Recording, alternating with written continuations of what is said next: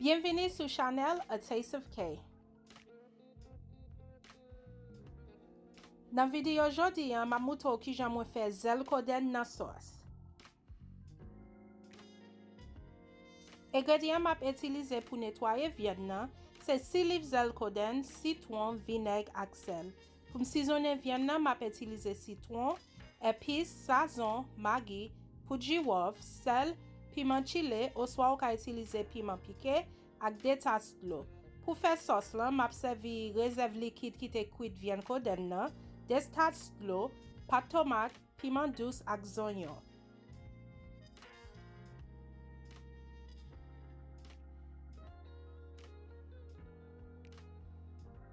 Dans market côté moi t'ai acheté Zel Kodenn nan, moi t'ai tout fait yo racheter Zel Kodenn nan.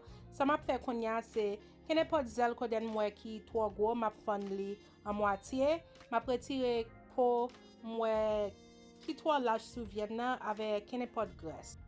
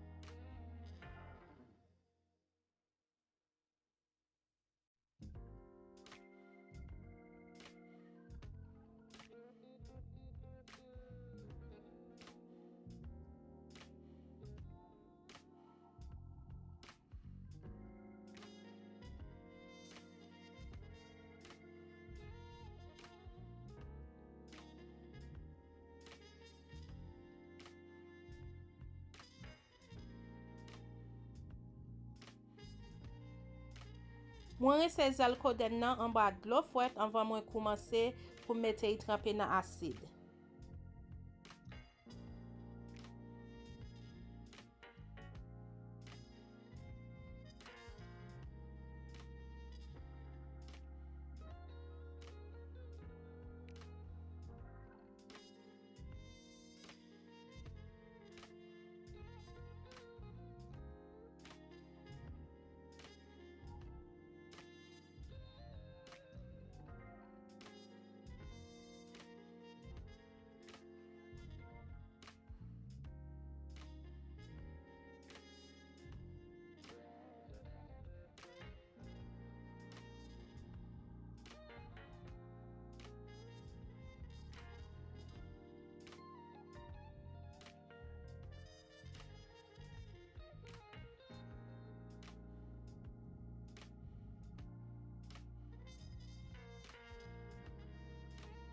Si vous regardez l'autre vidéo côté m'a nettoyer viande ou aime toujours porter viande nan avec sel, vinaigre et citron.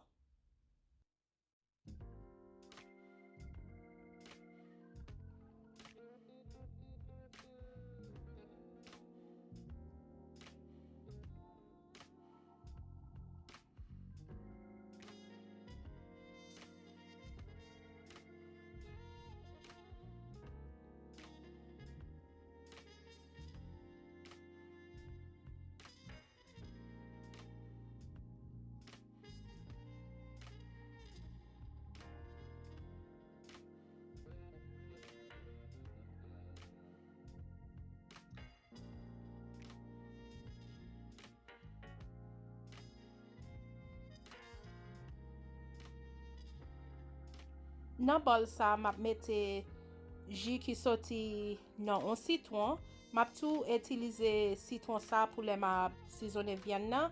Pour citron m'a utiliser pour me nettoyer Zel Kodenn nan.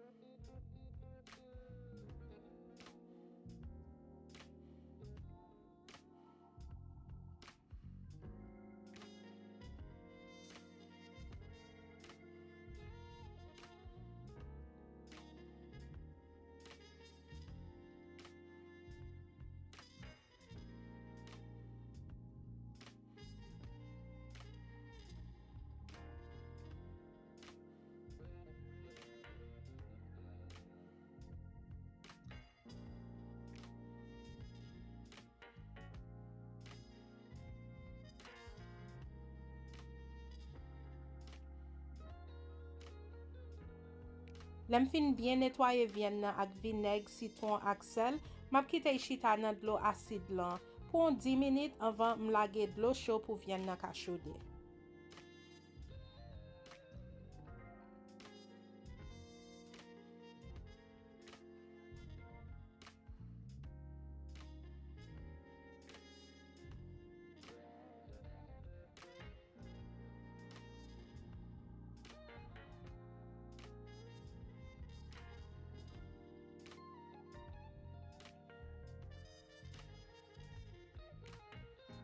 Mwen kite viande Kodenn nan chita nan dlo chaude sa pour 10 minutes avant mwen koule dlo an m'resey, den mwen ka komanse pou mette epis.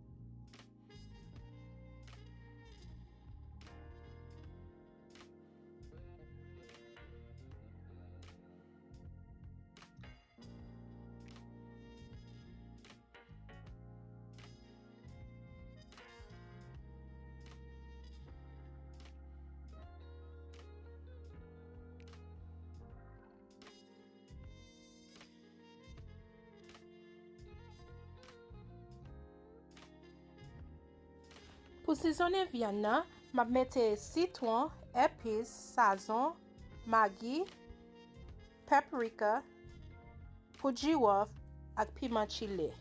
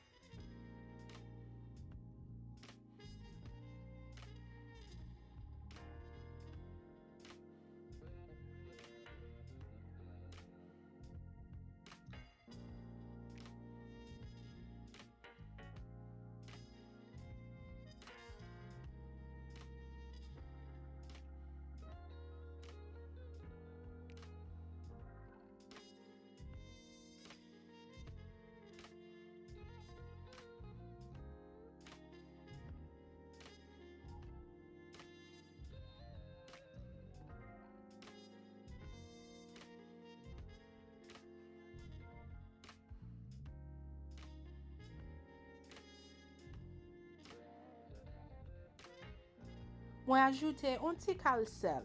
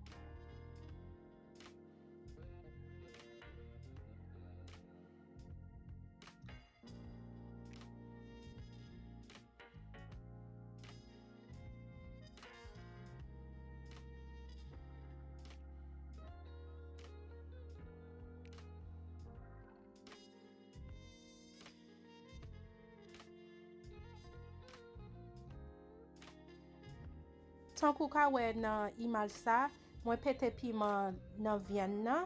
Sou pa vle pou manje yon trop piqué, just mette piment tout anke, pa pete.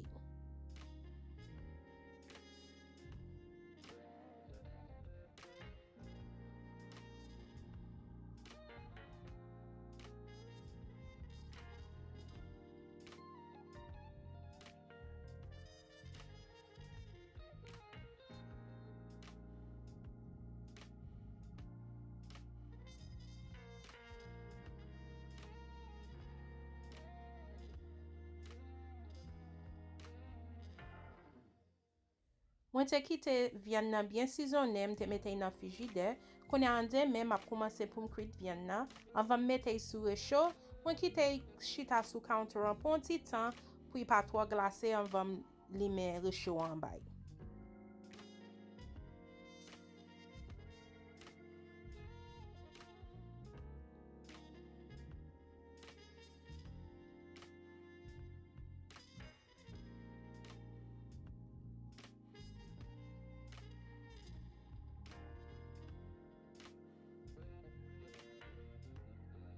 Mwen kite viande nan cuit pour 10 minutes sous gros volume.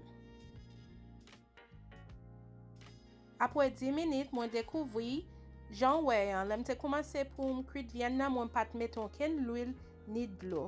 Konya ou ka wè viande nan commencé rendre de l'eau ap l'huile pour compte li.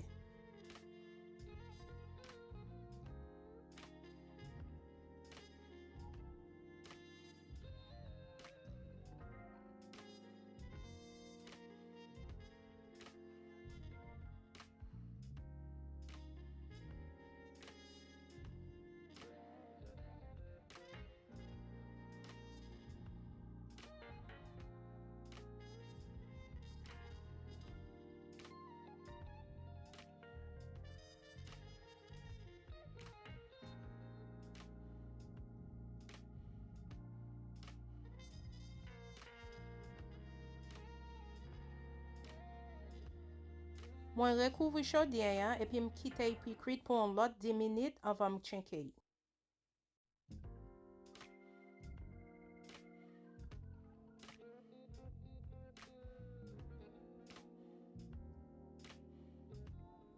Après viande nan gen un total 20 minutes sous réchaud, ou de l'eau qui te commencé à cuire viande nan, il commencé pour y fini, ça m'a fait m'a ajouter 2 tasses d'eau.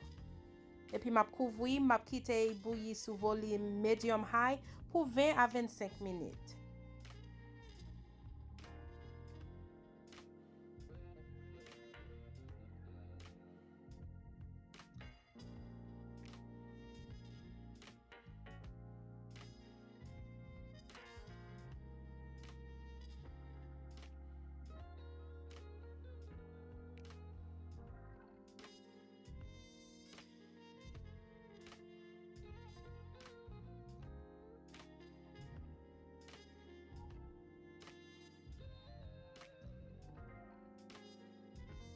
Konya apre viande nan gen 40 pour 45 minutes de la bouillir, mwen découvri pour m'ka cheke pour mwen si viande nan cuite.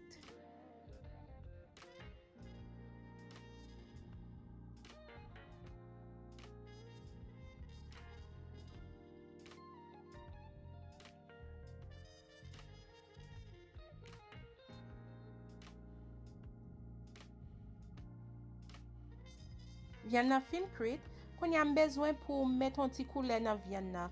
Gen de façon ou ka fè ça. Ou ka fouy dans l'huile ou ka mette puis boucaner en bas réchaud. Moi te choisi pour mettre boucaner en bas réchaud. Moi prends un plateau, moi mettre papier aluminium, konya ma prend chaque morceau dans viande Kodenn nan pour mettre sous papier aluminium là, de ma boucaner en bas réchaud. Moi programme réchaud sous setting qui relève broil. Ou si réchaud pa pa gen broil ou ka mette sous température qui 525 degrés.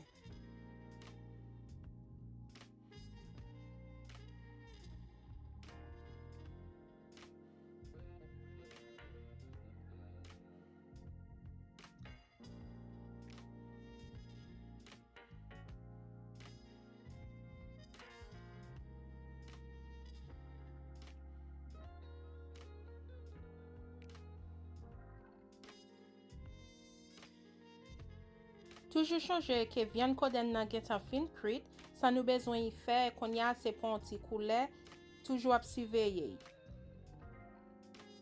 En tant que Kodenn nan ba réchaud, qu'on y a m'a commencé pour me faire sauce là. M'a couler l'eau qui te bouilli viande nan, c'est avec m'a utiliser pour sauce là qu'a fait.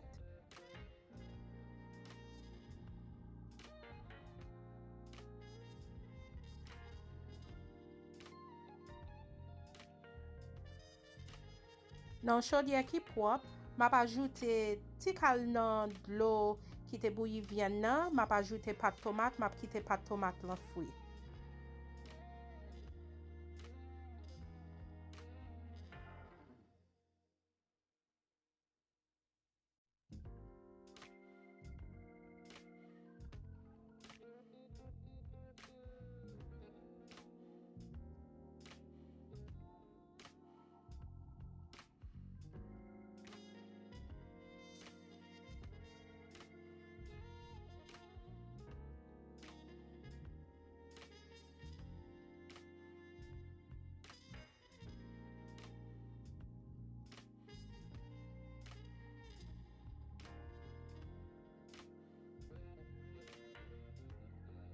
Ajoutez demi-tasse d'eau.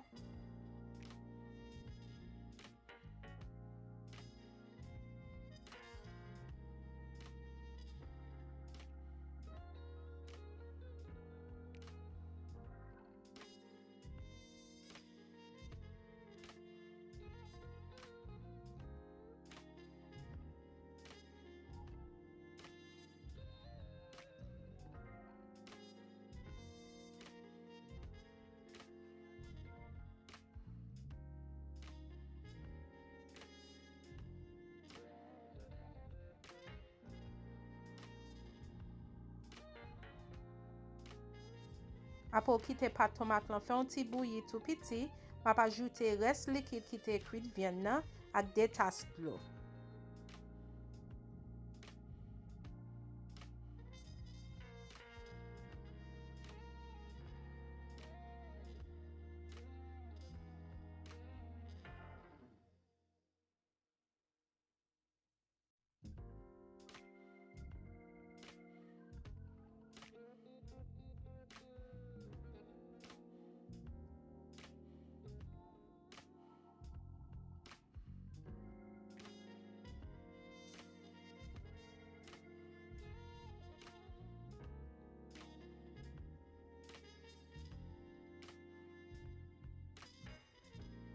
Quand sauce lan commence à faire un petit bouilli, m'a ajouté piment doux et puis m'a quitté sauce lan bouilli pendant 3 pour 5 minutes.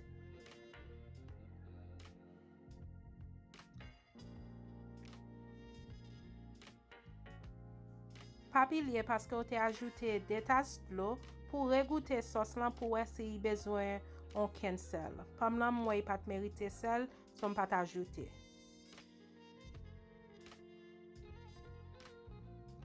Premier boire viande Kodenn nan, li gen tan gen un bel ti couleur, ça m'a fait qu'on y a c'est m'a virer sur l'autre bon, m'a mettre en bas four pour l'autre bon ka gen un bel couleur tout.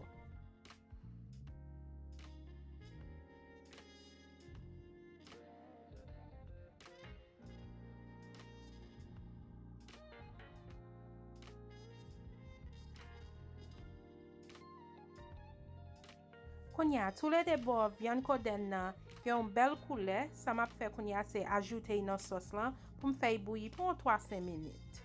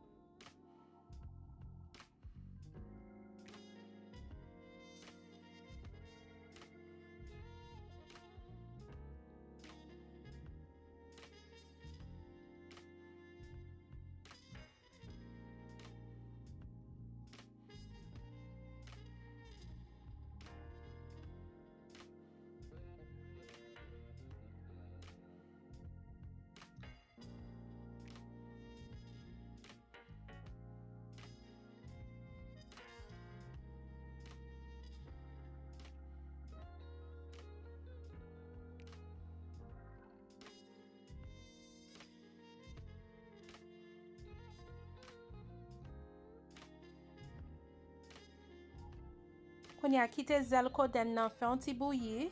On va ajouter oignons. Quand on finit ajouter oignons, on met éteindre réchaud, couvrir pour rechaler chaudière qu'a cuit oignons. Après ça, manger fini.